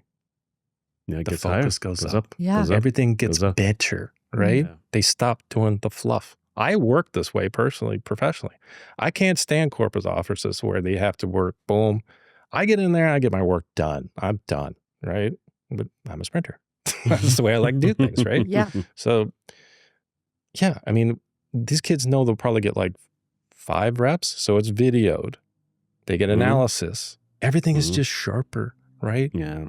You know, everything means more. Yeah. Every Right? rep means more. When you're Every rep means you're doing nonstop reps, who cares anymore? Yeah. It's the It's same just in the hanging out. gym. Yeah. That I Yes. tell my women. It's Mhm. yes, we need time and we need the reps and the volume, but over time to be able to learn the skill and get that neuromuscular connection. But once you've learnt the skill and you know how to harness like the technique and the tension, then you just want to intensity is the key. Yeah. And it's this, I guess that's what people get wrong when they go out and try to sprint. It's that, well, one, they don't have the technique or maybe even the neuromuscular connection. That takes time, Yeah, to not build. volume. Yeah. And so you just, like you said, Clay, we need to be patient that it's going to take time to create that connection. But people believe if I just do more, well, then I'll get better gonna at be better. it. Yeah. And it will happen quicker. But it's actually the opposite, even with strength training. And the cool thing is, too, it does happen more quickly, too, if you just do the basics. And then, like you said, a year ago, you're a completely different athlete now, right? I would say you were different within 3 months. Just learning how to move the body better, right? Focusing on every rep. This is what a professional athlete does. They do everything well. They don't take reps off, right? Yeah. Yeah. I would say, something related is the recovery piece, right? So, I think it's related to volume as well, but, folks get used to that. They start doing something or, let's say in a week I train on Monday and, it was so great. So I'm going to do it again on Tuesday. And I'm going to do it again on Wednesday. I'm going to do it again on. It's like just keep working yourself into the ground. And then again, frustration because why am I not getting better? Right? I was training every day last week. Oh, you're going to see a plateau. Well, that's why, because you're not recovering. So you need the time for all of that to kind of pull together. You need sleep. I mean, there's so many of these things, but the time to recover is so important. This is something that I had to have kind of beat out of me as well, where it was like, all right, well, I did really well today, so I'm going to go back and do it again tomorrow, and every day I'm going to get better. Right. And it's this mentality that's driven a lot these days, right? No days off. It's like, really? You're never going to get better if you take no days off. And Like, this is why we days time off. things. This is why, I'm going to prove to these people. Yeah. It's You like, run show it up, again. okay, Sure, we're going to go hard. You want to go Sure. hard again? We're going to Sure. go hard again. And I'm going to show you your times, and they're going to be terrible. It's one of the first things you ask at practice. You probably noticed it, right? It would be like, oh, what did you do yesterday? Right? Because you have people that go hard. Oh, yeah, I was lifting last night until 1 a.m. This is going to be a big one today. It's like, no. Like, well, let's see. Let's see what time you're running. And plus, injury risk goes up. Yeah. These teenagers that tell me they're playing Fortnite till 2 a.m., I have to adjust the workout. Yeah. Yeah. No. Yeah, there's the recovery piece, the nutrition piece, like we were talking about in the car. There's just the stress piece that all comes into play.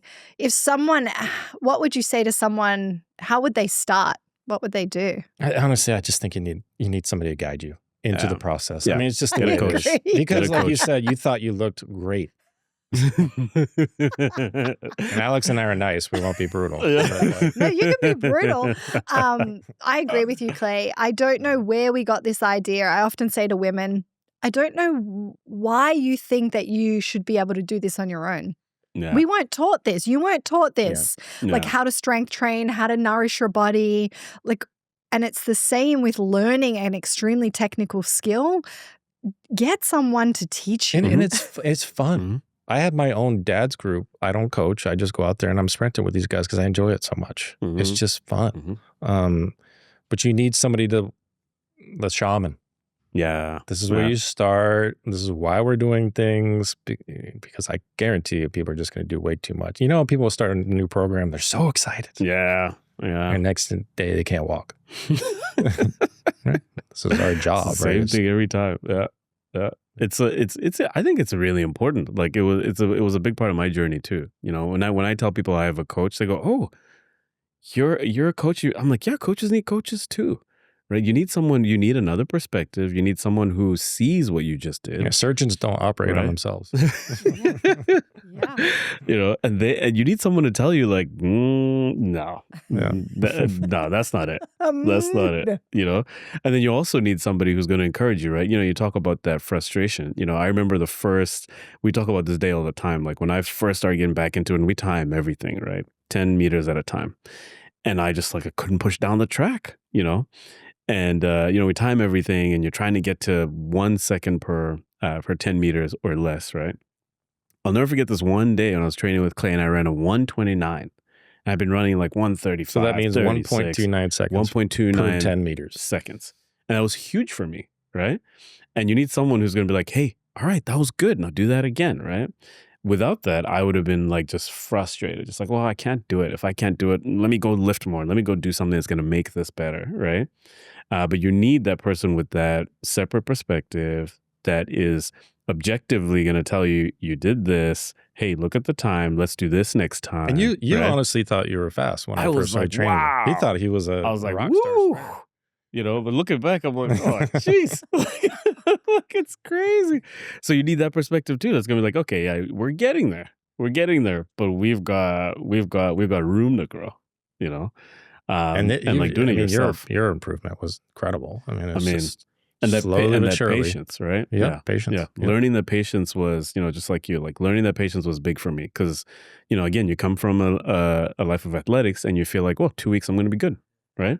I just need a couple of days in the gym, a couple of days on the track, and it's like, no, you got to wait. And, this is another big part of the learning curve for me that relearning sprinting, in my 30s has been huge for me. Because it's changed everything about the way that I approach it. This stuff about rest and recovery, this stuff about, how much weight training do you need and all of this stuff, how much volume, how much is too much. It's changed everything. Alex is a busy guy, young kids, work, all that stuff. And he was training with me 3 days a week. And I was like, okay, and then eventually he had a bit of a hamstring. Mm-hmm. And we had a talk and I said, you need 2, maybe 1. Yeah. And he didn't even think that was maybe an option for you. No, I was like, wait. I need to work harder. I'm like, 1 day a week? I'm like, I'll be there next week. He's like, no, man, you need less. Because I was always whinging and whining. Oh, my knee is swollen.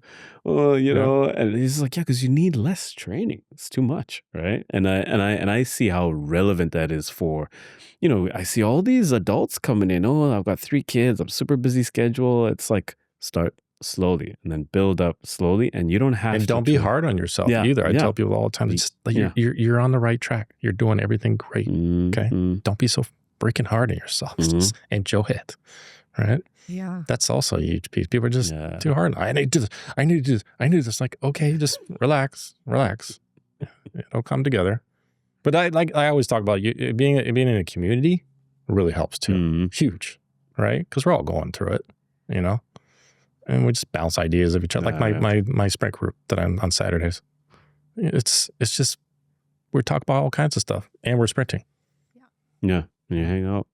Yeah, I think there's three things that a lot of people need. They need the leadership and guidance. And so this is why I'm just we need coaching or mentors or in whatever area, but we need the leadership and guidance. And then the second thing is that we need someone to help us see our level of advancement, that we're actually making progress, because we can't see it. We have such a hard time because we're so hard on ourselves, and all we're going to see is like what happened yesterday. Yeah, it was slow. Like I sucked. Oh no, I gotta be faster than this. And look, I've gotten so much better at leading myself through this. But for a lot of people, and especially for a lot of kids, like they need help seeing their level of advancement and their progress, and help like claiming the wins and celebrating like where they're at. And yes, it's okay to like want more and want to get faster and better, but I think that's the second thing. And the third is just like the proximity to success, like the community part, and like being around someone that's done, that's doing what you want to do, or is, and I think those three things are so important. And if you don't have them, we just, it's difficult to keep improving. Like, I mean, that's what Clay always says, like, you don't want to be the fastest guy in the group, right? You want someone to chase. You need someone to chase, and it edges you up, right? It's a strange place to be like the fastest one, right? It's good to have like someone to chase after, and that community, which is, like if you have a bunch of other talented athletes around you, right? Like I'll tell you about this group we train with these kids who are fast. And some of these kids, I've seen them since they were 8 years old training, right? And lining up against them, and now they make me nervous. I'm like, why am I nervous running against you? Like, I know you since you're like a baby, but it gives you this extra motivation. You get to this different mental place, and you can edge into this little different type of aggression in that rep, you know what I mean? And it does change it. And I think back to times when I used to train on my own. It's hard. It's hard to, I mean, how do you find that? That is true. Sprinting on your own is tough. It's tough. You need somebody pushing you. You need competition. You need to time it. It's just different in distance training. Distance trainers, guys, girls, they go out and they just tune out and they do their mileage, right? With this, totally different. And you get some trash talking in there. It's like, oh, you think? What do you think you got? Let's go. Yeah. Like you took me yesterday. Today's not yesterday. It's such a boy thing. Oh yeah. Oh, you should see when the girls get into it too. The girls get into it too. Because I want them to. That's another thing I don't ever do is I don't separate the boys and the girls. Never have. Best high school track team I was ever on. The girls 4x100 team was the best in the country, and they raced with us during. Say that to Alex all the time. Like I've trained with boys my entire life, and I love training with them. I really love running against them. I think it's so good for us. It's the right way to do it. It's the right way to do it. The females are in our platoon in the Marines. They were expected to do the same thing we did. And everybody leveled up their game. It's what I'm used to. Being around, right? Yeah. We didn't even get into the mental side of things and the mindset. We're gonna have to do another one, I reckon. I think it looks that way. Yeah. Because I really want to talk about the mindset, but if we even go down there, we'll spend a long time. A rabbit hole. And so we might have to do another one. I do have rapid fire though, okay? Okay, cool. All right. So one cue that can change everything. Push. These rapid fires are hard. The rapid fires are hard. What do I say all the time? I don't know. You tell me. Push is good. Yeah. We'll go with that. Like push. Yeah. Okay. What's your favorite sprint drill? Switches. A switches. A switches? Yeah. Yes. Yeah. Okay. Who's your favorite sprinter? Of all time? Yeah. Of all time. Let's see Lake Tobago right now. The guy's just Yeah. phenomenal. All time is a tough one. Okay, you could say I'm the right same for now. right now. Yeah, I'd say let's see Lake Tobago for right now. But Just like, to see somebody from from Botswana and just become a Just national going hero crazy. like that, Like, it's it's just unbelievable. awesome. So cool. and he's so chill and just yeah. Just can change the whole vibe of the entire country just like that. It's crazy. It's mind-boggling. Yeah, it's cool. My all-time favorite though is Maurice Green. Yeah. But I think I just watched him at the right time in my, age at that time. He was just like, oh, this guy's awesome. Favorite distance? 110 hurdles. Really? That was my event. Yeah. You think 110s? Try 10 just hurdles watch at 42 the inches, hurdles. full speed. It's next level crazy. You got to be a little bit nuts. 110 hurdles. Oh yeah. Oh yeah. Yep. So you got to be fast and everything else. And just jump over these obstacles They're on the way. so high. Oh, I'm man. 6'3" and they're up to above my hip. It's insane. Yeah. People don't realize that. No, it's crazy. It's crazy. I mean, it's for myself running or just in general? Just, it could be you. It could be in general. I mean, Just- 110 hurdles for me as well, because I find that to be the most impressive event. It's the most impressive. Yeah, it's crazy. If you've never seen it, go see it. Done well. It'll blow your mind. Yeah. And like one little mistake, like those guys go crashing to the ground, At full speed. right? At full speed. And they look like they're going to explode when they fall. It's scary. Yeah, it is scary. Yeah. What's the one reason it could be a person or a woman should start sprint training? Just overall Health. strength. You'll feel so much better Mm-hmm. when you express yourself at 100%. Mm. Yeah. The girls that I train, they just become, I'm just in shock. Yeah. Really? Man. Yeah. They are beasts. Yeah. And I laugh they have to train. when they're racing these other girls that don't have the proper sprint training. It's game over. It's crazy. They look like Wonder Woman. It's wild. Yeah. It changes your posture, I think, It and how you does. show up in the world. Not just your Yeah. physical posture, obviously, but just the posture and like how Yeah. you walk into a room. Yeah. How you show up in every other area of Yep. your life. I think that's the same with strength training as Totally. well. But But if you're sprinting's strong another- and fast and Yeah. powerful, Oh, see you later. See you later. you could take over the Yeah. world. oh boy. I mean, think back to like being in like junior school. Like everybody knows who the fastest kid Oh, is. totally. Yeah. And the fastest kid's got this swag, right? It's like, oh yeah, I'm the fastest, And if there's ever any competition, it's like, no, I'm faster, So there's something about it, and even health wise too. Like, I talk about this a lot for adults. It's like you're healthy, Mm. Your everything works differently when you sprint. You sleep better, you eat better, you feel better. Just everything changes. The first person to notice when I got back into sprinting is my wife. She's like, oh, what's different? So I was sprinting again. She's like, damn. She's like, all right, what's happening at that Yeah. track? All right, Absolutely. let's see. Yeah. In my opinion, that is the ultimate physique. Yeah. Yeah. It's the whole package. Yeah. Yeah. And there's just something about just having that strength and someone having, it's just something, it becomes magnetic. Mhm. And it's so like seductive and attractive when you feel like when you trust your body and you have that physical yeah. strength. Mhm. And that's a whole nother That's a whole other episode. topic. I appreciate you both coming in Yeah, super and fun. sitting Oh, down. absolutely. And Well, I have a having passion for this. I really like it. I like Yeah. everybody I train. I take Mhm. it. I mean, Alex knows I'm answering Oh, like texts tons and tons of like, texts like, constantly all day, every day. every day, all day, and researching. So, and it's just I look at it like an arms race. Every year I have to make these kids faster. Yeah. So I got to come up with the basics are always there, but I got to come up with what they need because they're not the same athlete they were the year before. Yeah. So I got to push them a little bit harder. Mhm. Just keep turning that knob a little bit, turning up the heat. Yeah. Yeah.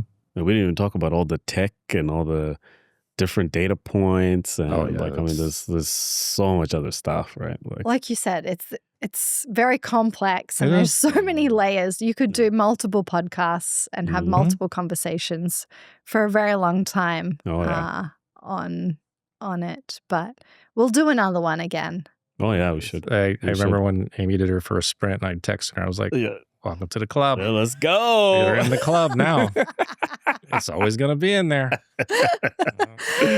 Yeah, it was So an attempt cool. at a sprint. No, you were Yeah. great. you're You were great. moving. I was proud of you. You're moving. Very proud. I mean, he said to me on that day, he was like, "Was that Amy coming past?" I'm like, "Yep." It's not a game. When was It's not a this? game. Was this like at the after comp? Harry Jerome? Indoor. Yeah. Mhm. Yeah. Takes a lot of guts to do that. Oh, 100%. When my like, daughter first went out there, tears. scary.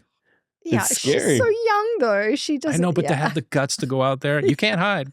There's no Yeah, you hiding. can't hide. Yeah, yeah. If you Yeah. get smoked, you get smoked. Yeah. There's no like, oh, it was somebody else's fault. Nope. No. Nope. It's just you. Like I did at SFU, Yeah. just got smoked by all the university students. Yeah, we're Yeah, it's like, standing oh, let's in, show we're up to the waiting uni like and- to go. But what was There's it like standing next to those girls? That's what I'm talking. They look like superheroes. Yeah, they do. I know, and it's Yeah. scary. Yeah, Yep. I'm just talking to this chick, and she's like, "How long have you been doing track for?" And I'm like, "About a year." 12 And months she's or like, so. "Oh, right." She's like, "How old are you?" And I said, "I'm 38." And I'm like, "How old are Yeah. you?" She's like, "I'm in my first year of Yeah. university." Oh, yeah. But like it pushes, I like it. See, Yeah, I yeah. come from I think like gymnastic, you perform, dance, you perform. I come from a Mhm. drama background. Mhm. This is why I love doing this. I love performing and I do better when I perform. Same with Olympic weightlifting. I could never pull it out in training as well as I could when I So you're stepped on that platform. competing, I'm right? like, here I am. I'm going to Let's perform. go. It's the Yeah. same with sprinting. I think that's why I love Yeah. it because you have to perform. Yeah. Otherwise, Otherwise, that's you it. just Well, you that's get it. smoked. Mhm. And I just think I'm driven by that. No, fuck you. I'm going to beat you. I'm Do you know what I good. mean? Let's And you just go. try harder. Yeah, but like, Yeah. how often do you do that in real life? Never. Never. You don't. But I think Never. we should put So it's a ourselves in more release. situations. It's a wonderful yeah. release. Mhm. Yeah, I really enjoy it. Yeah. Okay. I- Anything else? Oh, honestly, we can go on for another We 8 hours. We but- go on forever. We go on forever. All right. We'll call it. We'll call it there. Yeah, and we'll do another one day. Cool. Okay, That sounds great. we're Awesome. at time. Beautiful. Awesome. Done.